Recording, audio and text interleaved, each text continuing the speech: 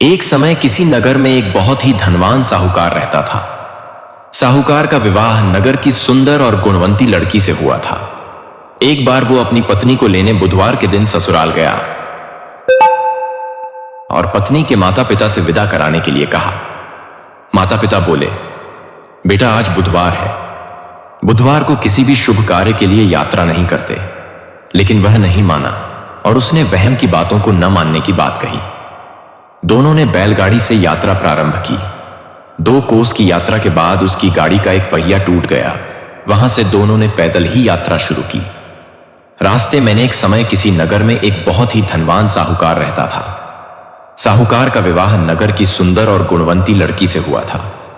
एक बार वो अपनी पत्नी को लेने बुधवार के दिन ससुराल गया और पत्नी के माता पिता से विदा कराने के लिए कहा।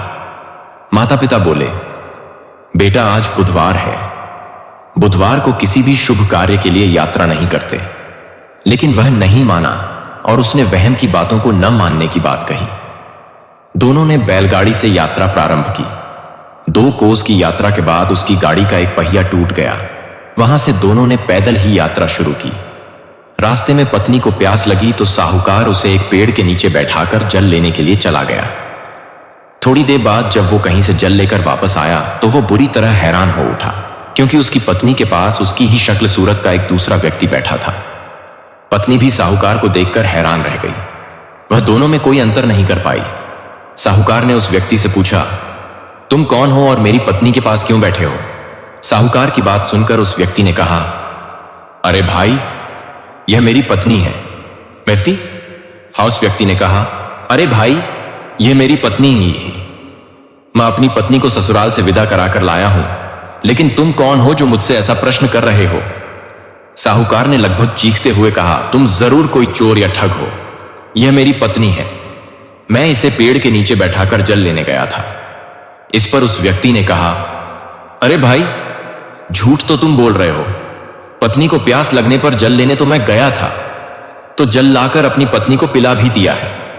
अब तुम चुपचाप यहां से चलते बनो, नहीं तो किसी सिपाही को बुलाकर तुम्हें पकड़वा दूंगा। दोनों एक दूसरे से लड़ने लगे। उन्हें लड़ते देख बहुत से लोग वहां एकत्र हो गए।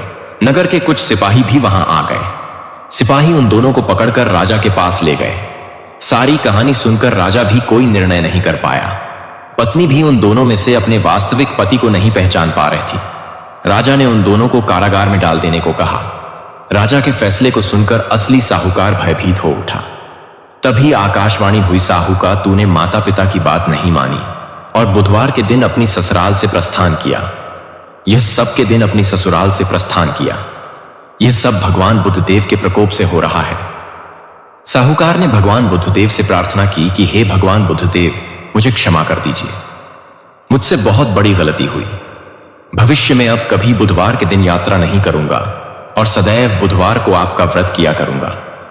साहूकार की प्रार्थना से प्रसन्न होकर भगवान बुद्धदेव ने उसे क्षमा कर दिया। तभी दूसरा व्यक्ति राजा के सामने से गायब हो गया। राजा और दूसरे लोग इस चमत्कार को देखकर हैरान हो गए। भगवान बुद्धदेव की अनुकंपा से राज्य ने साहूकार और उसकी पत्नी को सम्मानपूर्वक विदा किया। कुछ दूर चलने पर रास्ते में उन्हें बैलगाड़ी मिल गई। बैलगाड़ी का टूटा हुआ पहिया भी जुड़ा हुआ था। दोनों उसमें बैठकर नगर की ओर चल दिए। साहूकार और उसकी पत्नी दोनों बुधवार का व्रत करते हुए आनंदपूर्वक जीवन यापन करने लगे। भगवान बुद्धदेव की अनुकंपा से उनके घर में धन संपत्ति की वर्षा होने लगी। जल्द ही उनके जीवन में खुशियां ही खुशियां भर गईं। बुधवार का व्रत करने से स्त्री पुरुष के जीवन में सभी